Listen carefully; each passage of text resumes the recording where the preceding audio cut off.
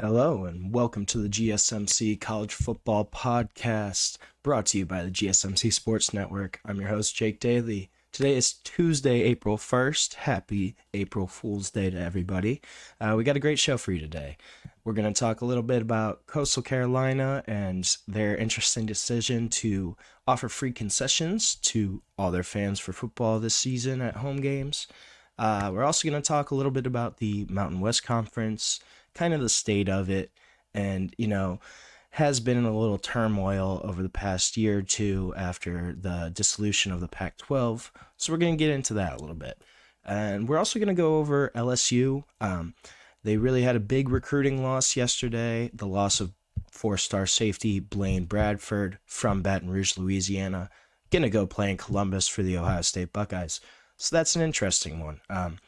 But before we start, I'd like to ask that you like and follow the show. Also, we get a number of questions from viewers that come in during the show. So to ensure that your question gets read on the air, I ask that you use the tips and donations link at gsmcpodcast.net with your questions. Just push your question up at the top of the list so that I can see it.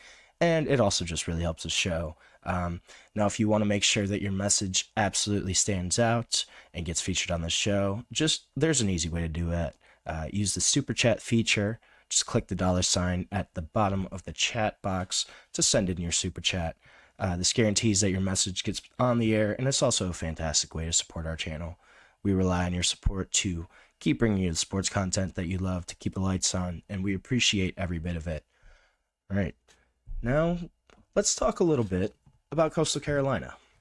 Interesting program in the Sun Belt, and they came out yesterday and announced that they are going to give away free concessions during their 2025 home football games. This is interesting. So it's kind of weird how it's going to work. I looked at it a little bit, but fans who buy a ticket for any game this year, they will be able to go up to these concession stands and select up to 4 items per visit from a menu that's hot dogs, nachos, popcorn, soft drinks. So that's, your basic concession stands, food that you want to go to a game, you want to go watch your team. Hey, I'm going to have some popcorn, right? Now, I saw it was kind of interesting. There's apparently going to be no limits on how many trips that fans can make up to these concession stands. So I guess if you want to go 10 or 15 times, go up to these concession stands, you can. However, you are going to have to scan an app, it sounds like, for each visit. Not really sure how that's going to work. Probably scan it on the entrance, on the way in, or on the way out. So that's weird. But free food at Coastal Carolina this year. I'm wondering if this is obviously a marketing ploy, but are they trying to boost attendance here? Are they just trying to drum up fan interest? Whatever it is, I'm going to make a guess that their attendance for this upcoming season is probably going to be a little bit better than the season last year or the seasons before. Average attendance last season, it was right around 21,000. It's pretty much on par for the rest of the Sun Belts. So, they're not really lagging behind anybody in the conference. They're not really falling behind there in terms of attendance, but it sounds like they really want to try to make that jump up into the upper echelon of the Sun Belt. At one point, in the past couple of years, they were really a program that was on the up and up. But since 2023, since Jamie Chadwell left for Liberty, they've been in a tough spot. First year under head coach Tim Beck, they'd go 8-5. They did go to a bowl game. But last year, little worse. They declined 6-7 season. Not a great season, especially when you're comparing it to the Coastal Carolina teams of 2021, 2022. These teams that were winning 10, 11 games, and probably one of them would have made a playoff if, we had the current playoff system where there's 12 teams, especially if they expand to 14 in the next year or two. This was a program that would have made a college football playoff in the past 2 or 3 years. They had quarterback Grayson McCall there, who was a baller for them, just a gamer at quarterback, a guy that, probably not the most talented or athletic, but just a guy that will not lose. And those guys will drive your program. They had Isaiah Likely there, who was a fourth rounder, who's now probably going to be the starting tight end in Baltimore for the Ravens. Had a great season last year, really showed some really high potential for them.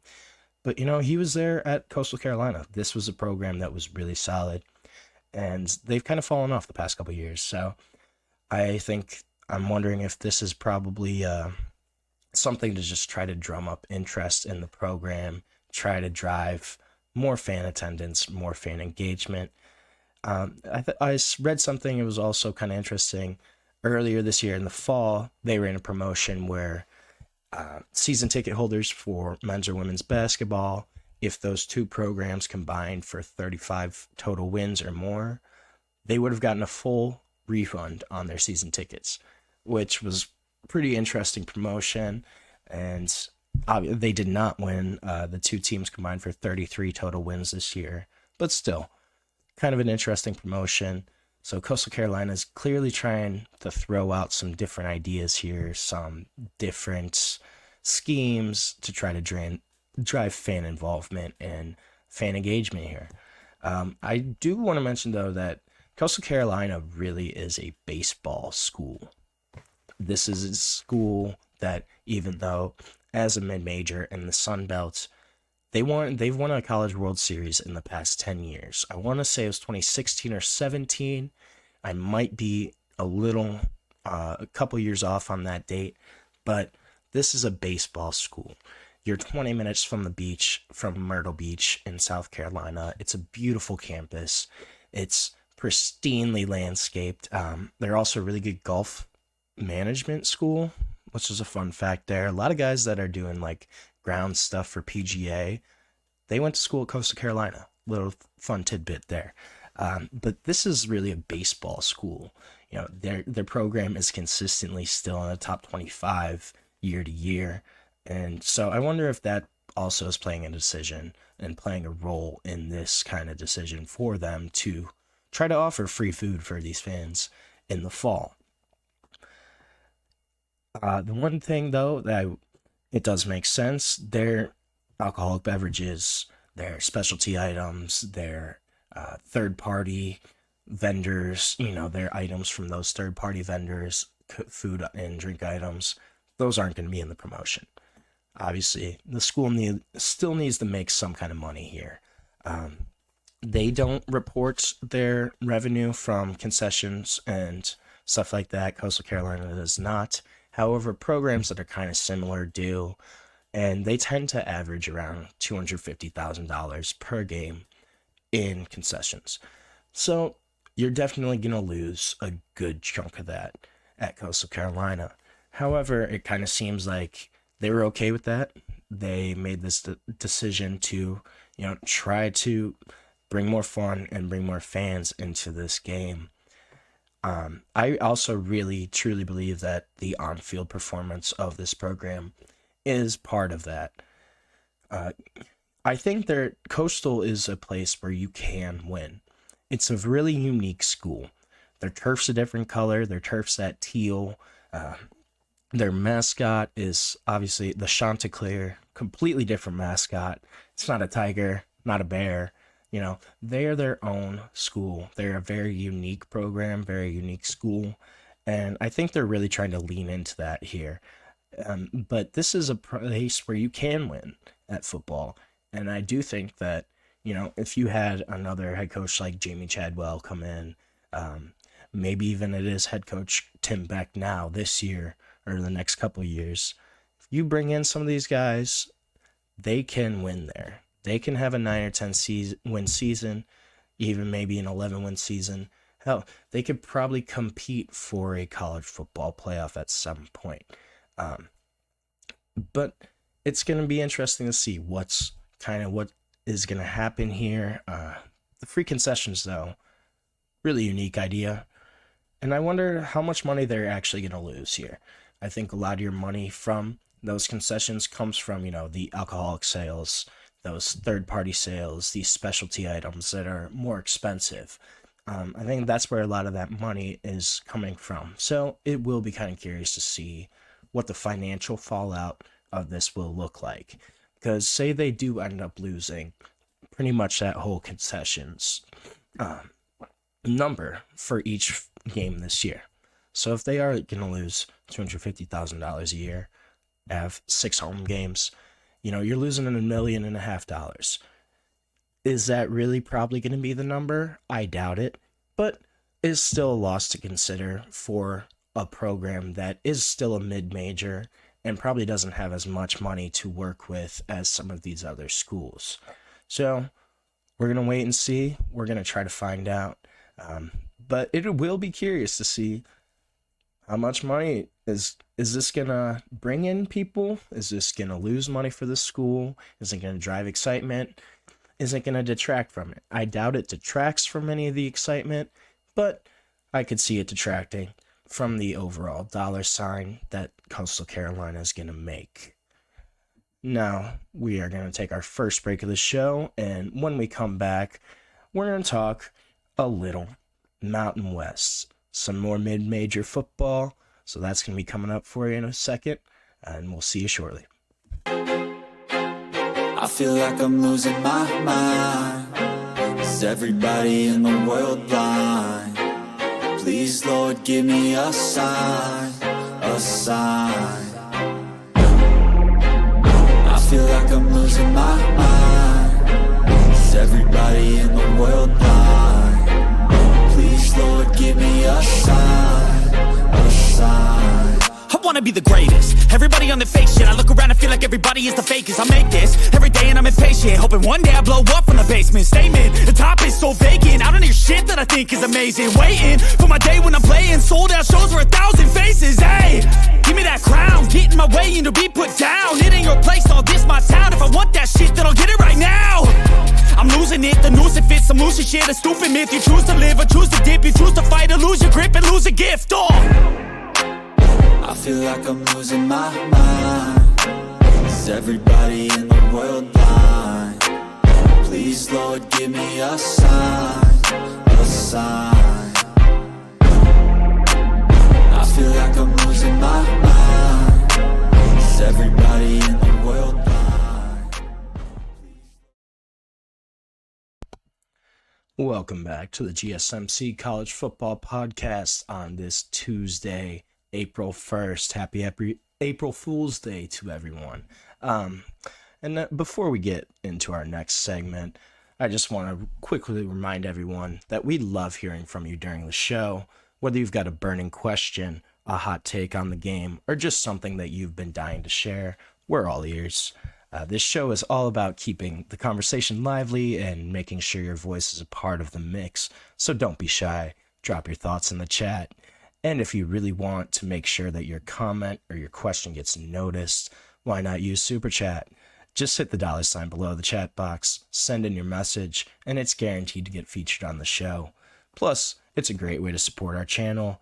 Your Super Chats help us keep the lights on and bring you even more of the content that you love. We're so grateful for each and every one of you who joins us here.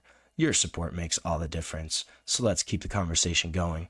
Send in those Super Chats, and together we can make this show better than ever.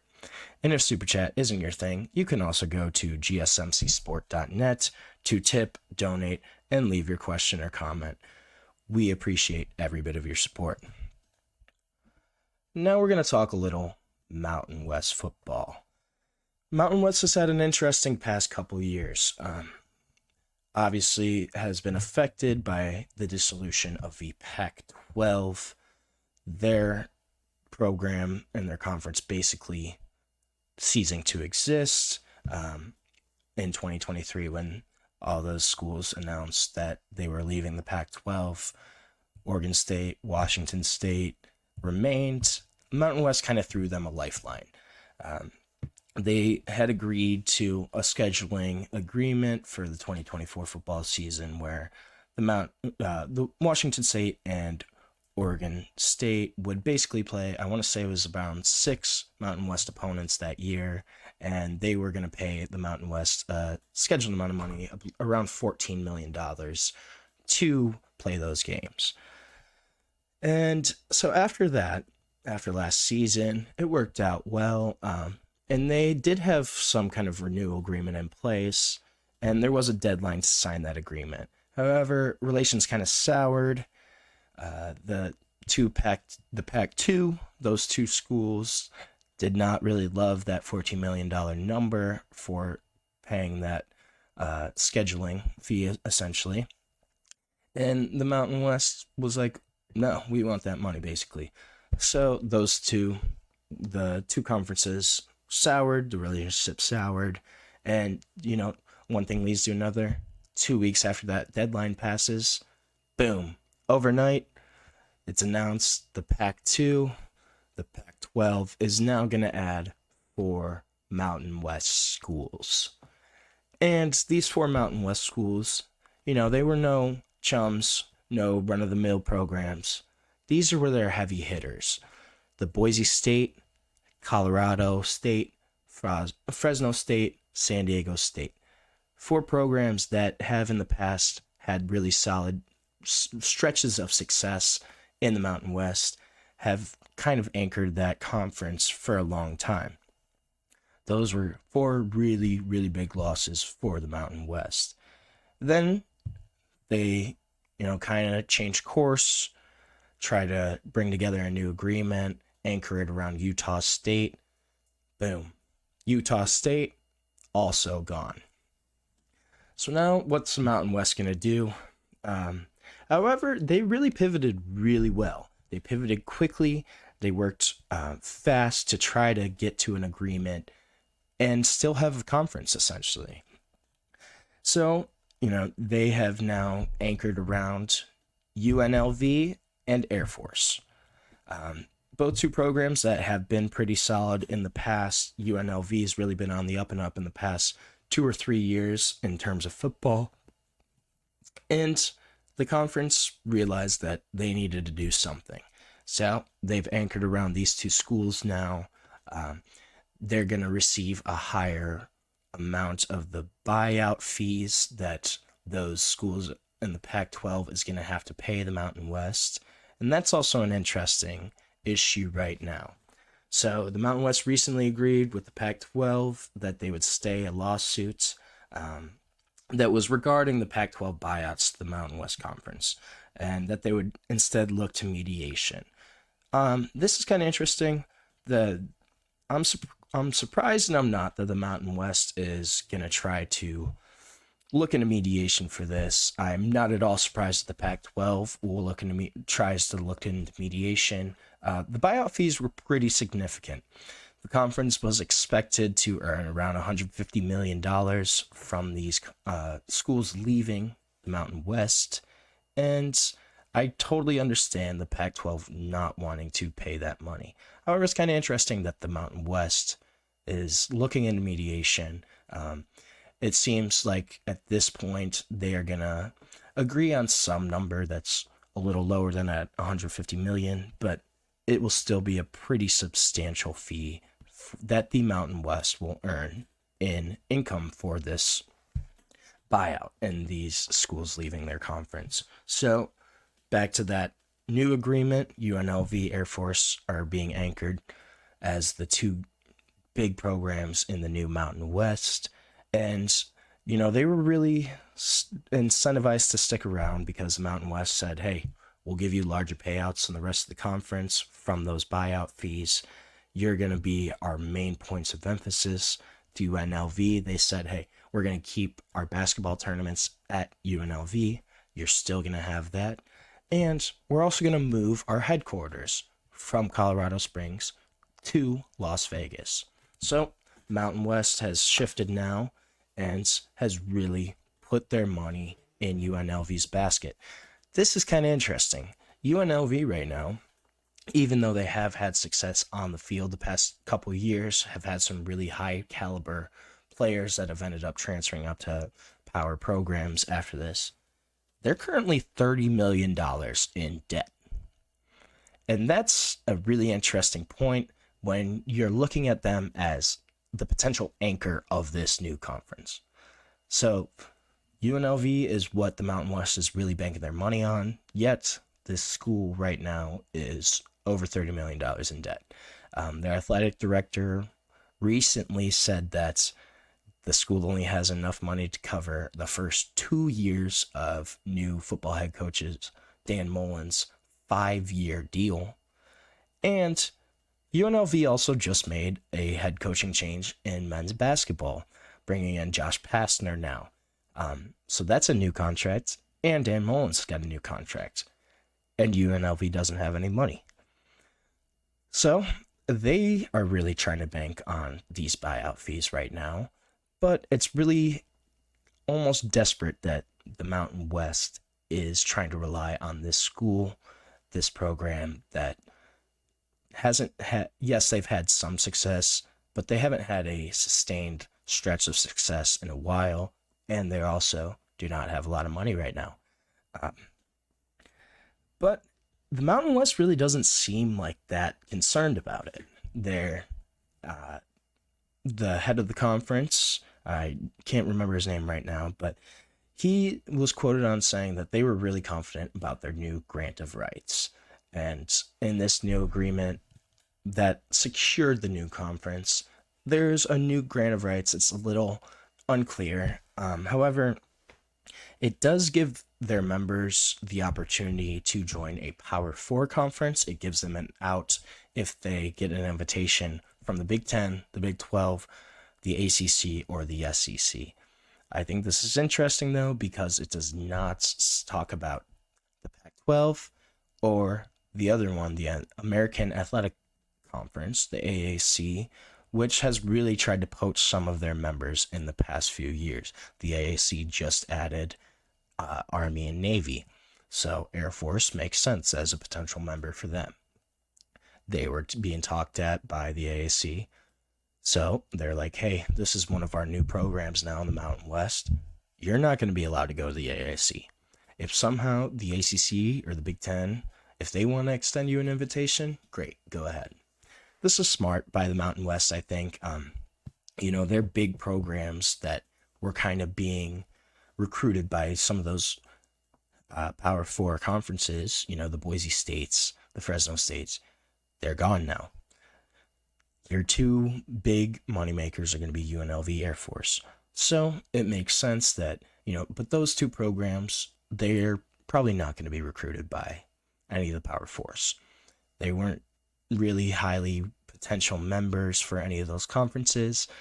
So it makes sense to say, hey, if a Power 4 conference invites you, great, go ahead. That's awesome. But if the PAC or if the AAC is going to invite you, sorry, it's not going to work. It makes a lot of sense. I think it's a smart move by the Mountain West to try to do that. And it's going to be interesting to kind of see what's going to happen now. Now, for the 2025 season for beyond, Mountain West has added some new members. They added UTEP in all sports. They also added Northern Illinois for football only. And then they added Grand Canyon, UC Davis, and all non-football Hawaii sports to the conference to kind of round out the conference out. Northern Illinois is the one that's really interesting to me. Northern Illinois, when I saw that they were going to the Mountain West, honestly, did not make a lot of sense. They're a MAC school. They're kind of in that region where the MAC makes a lot of sense. The only way it does make sense from Northern Illinois' perspective that they're probably still jumping up a tier in their conference. The MAC, I love it. I'm an Ohio guy, personally, love MACtion, but it's a really low tier, mid-major conference. If you're comparing the MAC to the Mountain West is at least 2 or 3 tiers above the MAC. So from Northern Illinois' perspective, they're probably going to make more money. They can get more exposure. I just wonder how they're going to pay for travel and things like that, having to go to, Fresno State on a weekend. That's going to be interesting to see. But it makes a lot of sense from Northern Illinois' perspective. Didn't make a ton of sense from the Mountain West perspective for me. Northern Illinois has been pretty successful as a MAC program, but I could see them really struggling in the new Mountain West. And I think the last thing to really look at here is how the Mountain West is going to shake out once there's a new TV deal in place for the Pac. Because I think at this point, they're pretty similar caliber conferences. They're kind of on the same level. Obviously, the Pac has some more high-quality programs, but they've definitely dropped in quality overall since the loss of blue bloods like USC, Washington, Oregon, even UCLA. You know, these are major programs that have anchored that conference for a long time. And when you're replacing the USCs and the Oregons with the Fresno States and the Boise States, while yes, they're still good programs, they're not that high caliber blue blood gonna bring in 4 or 5-star recruits every single year type programs. So the Mountain West and the Pac are pretty similar on terms of level playing field right now. And I think that once that Pac TV deal comes in, the Mountain West is going to look at that and say, hey, we should probably have a similar figure there. And the Mountain West TV deal right now is not great. I think they average around $3.5 million per payout per school each year. And that's substantially lower than a lot of other conferences. And I also want to say that the last thing is that the Mountain West was the first group of 5 conference to have a college football team this year. I want to double check that actually, because I believe Cincinnati with Luke Farrell might have been still in the AAC. But in terms of the new expanded playoff, the Mountain West was the first team this year to have a playoff team in the new 12-team playoff. That's something that shouldn't be overlooked. I think that's something that tells the quality of the conference overall. And Boise State didn't get blown out. Yes, they lost by a little bit, and they lost by double digits, but they did not get blown out in that game against Penn State. They still stayed competitive for a while in the Fiesta Bowl. So this is a conference that, yes, they're probably going to decline a little bit in terms of quality, in terms of revenue, but they're still going to be there. They're still going to be okay. And the last thing is that their athletic director, he said that it's a good quote. He was saying, hey, we were once the conference of the BYUs and the TCUs and those schools. And these are programs now that are in the Big 12, that are high caliber. This conference has a history of producing high caliber schools and being a leaping step for the next level. They're a leaping pad right now for the next level. If there is a program that can transition, maybe Boise State is going to be like that in the next 4 or 5 years, where they're now all of a sudden a power program. We don't know. But I think it is fair to say that the Mountain West is going to be around for the near future at least. And so with that said, we're going to take a short break, and then we're going to come back for our final segment. We're going to move south, talk a little LSU, and kind of what's going on in Baton Rouge, because it's really interesting right now. So we're going to take a short break, and we'll be right back on the GSMC College Football Podcast. Looking for your daily fix of sports talk without having to pay for it? GSMC Sports Network is available on YouTube. Just search GSMC Sports Network. Get your fix of daily sports talk shows on YouTube, absolutely free. NFL, college football, NBA, MLB, MMA, UFC, fantasy football, and so much more.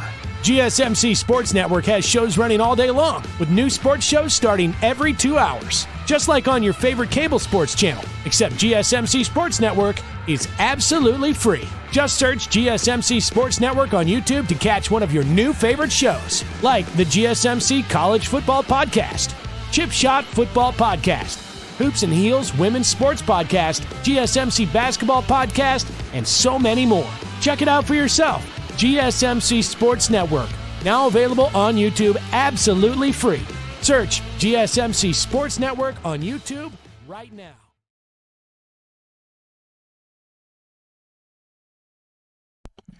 Welcome back to the GSMC College Football Podcast, presented to you by the GSMC Sports Network.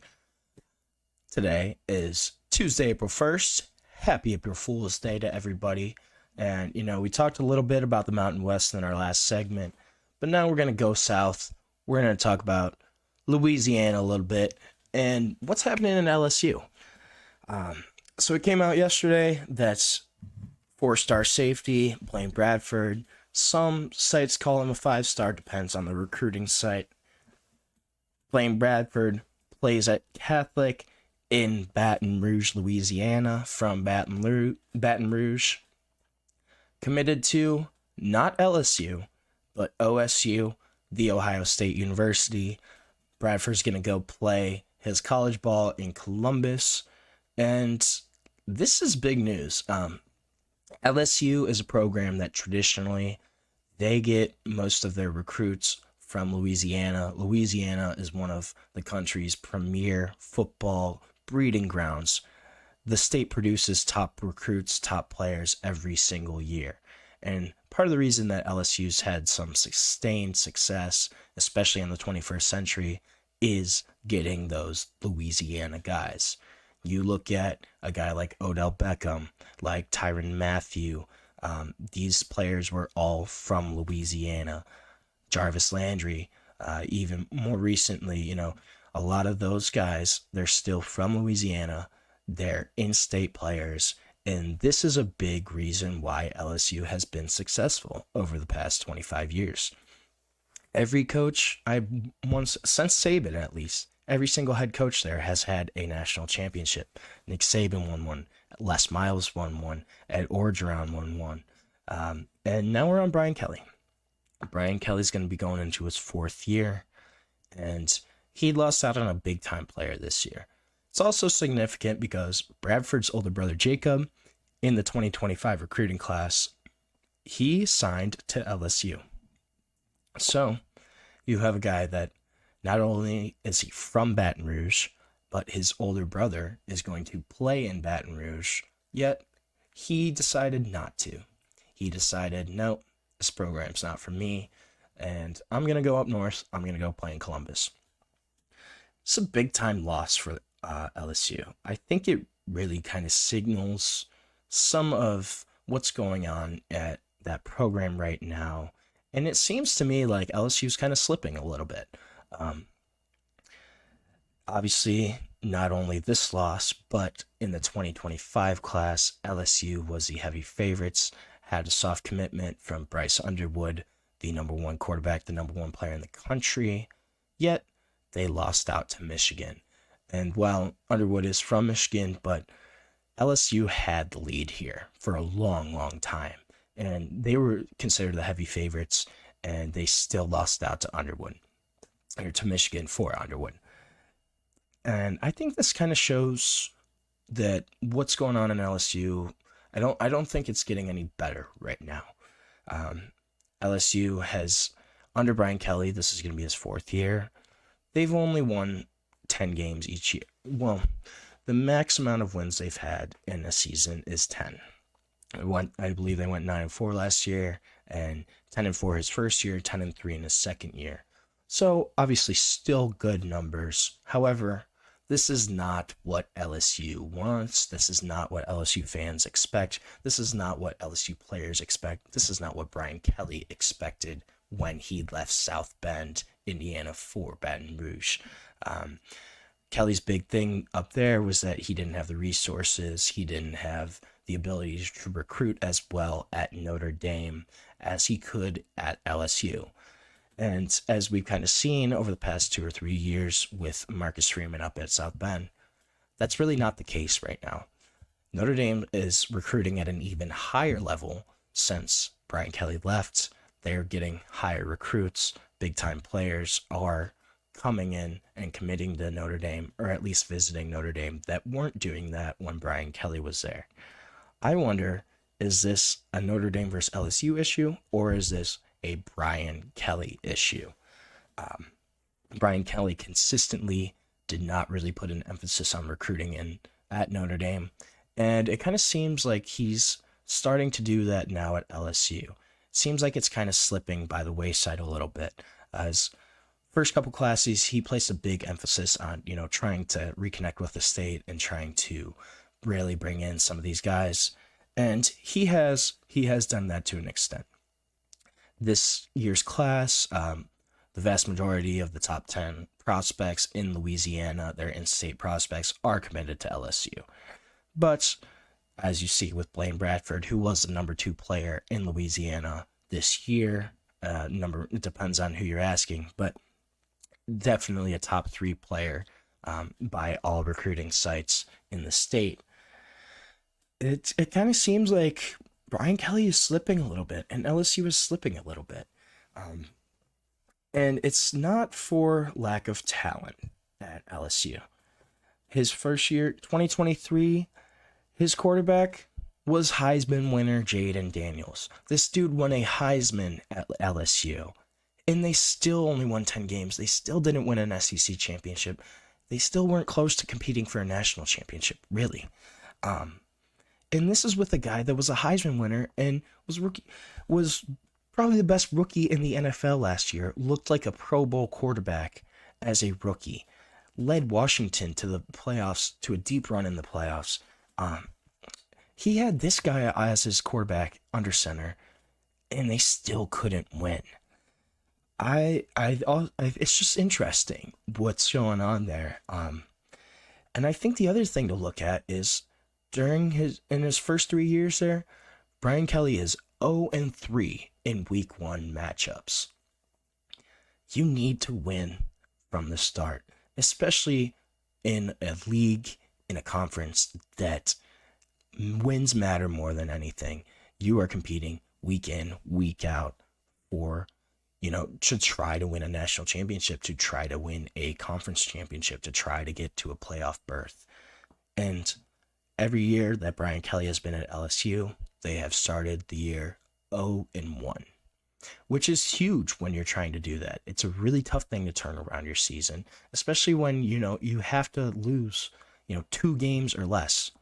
So LSU, if they can't win week 1, you basically almost have to be perfect the rest of the season, which is really tough to do, especially in the SEC, where anybody can beat anybody almost on any given week. LSU beat Ole Miss at home last year, in a game that Ole Miss probably should have won. But these kind of things happen all the time, and they happen on the flip side to LSU. And this year again, 2025, he's going to have a huge week 1 matchup. LSU is going to have to play Clemson this year. Clemson, obviously, is kind of also a program that has had a down few years. However, they were still a college football playoff team last year. They still somehow won the ACC. They did not look like the best team in the ACC all year last year, but they were still the ACC conference champion. They still made the college football playoffs. And they also have a stud quarterback returning in Cade Klubnik. And Cade Klubnik is probably the best returning quarterback in college football right now. Definitely a top 3 returning quarterback. Has experience, has a lot of intangibles, was a former 5-star guy that's really been leading that Clemson program for a while. LSU is going to have to go up against that week 1. And even though Clemson hasn't looked great the past couple of years, there's always that chance that they do kind of jump back into that upper echelon of college football. And they have a great quarterback. They have some weapons there that's going to make this a tough matchup for LSU.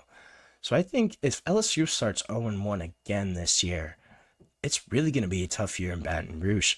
And I really think that their recruiting is something that they really need to try to emphasize again. Losing Blaine Bradford was big. However, there's still another big prospect that they can go out there and get right now. Lamar Brown is also from Baton Rouge, Louisiana. Recruiting rankings change on what site, but ESPN has him as their number 5 ranked recruit right now.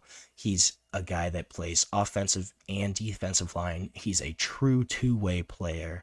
Some of the schools that are recruiting him want him at D-line. LSU wants him at D-line. Texas A&M wants him at D-line. Miami, I believe, wants him at D-line. And then certain schools want him on the offensive line. Florida and Florida State, it both sounds like he wants to play They want him to play offensive line. He himself, Lamar Brown, is not sure what side of the ball he wants to play. I think he's leaning towards the defensive side of the ball, but we're not sure yet. This is a guy that Brian Kelly and LSU need to get. He would be an elite talent for them. Again, he's a Louisiana kid, in-state prospect. That's a guy that you cannot lose out on, especially the schools that are in your conference or just rivals around you.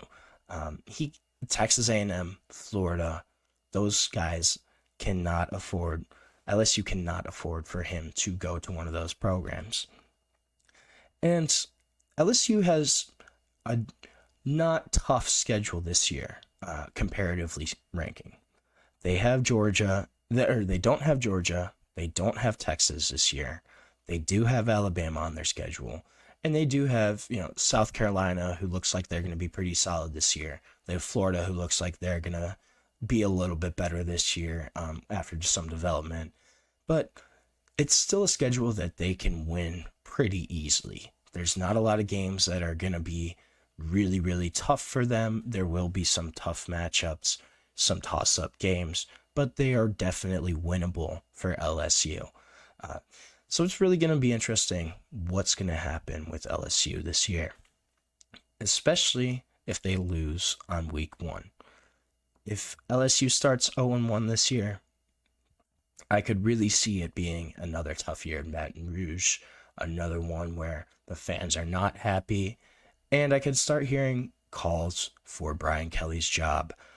This is a guy that's not from the South, that has never really spent time in the South before taking this LSU job, and I could see this being a situation where fans really turn on him if he starts to perform really poorly this year. So we're going to have to wait and see, though, what's going to happen in Baton Rouge, if Lamar Brown's really going to try to come out, and if he's going to end up committing there, and just what's going to happen with their season overall. They do have a tough season this year, but it's a winnable schedule. It's a place where they do still have that talent to compete and be in the realm of a playoff spot. And it's just whether, a matter of fact, if they do that or not. So that's all we're going to have for our show today. Thank you for tuning in to the GSMC College Football Podcast presented by the GSMC Sports Network. Your support means a lot to us, so please remember to subscribe, to like the channel, leave a positive review. It really does make a difference. We also invite you to follow us on Facebook, on Twitter, on Instagram for updates, more sports content, and just more sports, more content that you love, more updates. So thank you again for joining us, and have a wonderful day.